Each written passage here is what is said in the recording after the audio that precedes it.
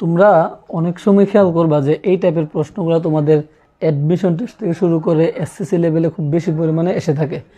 তো এসএসসি লেভেলে এগুলো সৃজনশীল টাইপে একটু বেশি আসে, এবং তো ইন্টারের পরে যে অ্যাডমিশন টেস্ট ওইগুলোর মধ্যে একটু বেশি আসে। প্রশ্নটা হচ্ছে কত উচ্চতায় গতিশক্তি বিভব শক্তির এন গুণ হবে। এন গুণ বলতে সমান হতে পারে, দ্বিগুণ হতে পারে, 1/3 হতে পারে, 1/5 হতে পারে। তখন এগুলো শর্টকাট কিভাবে করবা সেই প্রসেসটা একটু দেখো।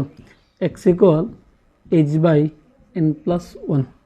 যদি প্রশ্ন করা হয় কত উচ্চতায় গতিশক্তি বিভব শক্তির এন গুণ হবে, আমি যদি বলি সমান হবে, সমান যদি বলে তোমরা h/n এর মান কত বসাবে? 1, তার মানে h/কত 2, h/2। এখন যদি তোমাকে উল্লেখ করে দেয় যে 60 মিটার উচ্চতা, মানে h এর মান দেওয়া দেয় 60, তাহলে 60/কত 2, তার মানে 30 মিটার।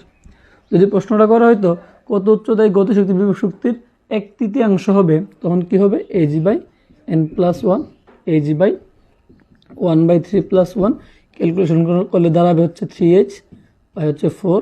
এখন যদি তোমাকে উচ্চতা আমি দেওয়া দিই 20 মিটার, তাহলে 3 × 20 ভাগ হচ্ছে কত? 4, 60/4, তার মানে কত?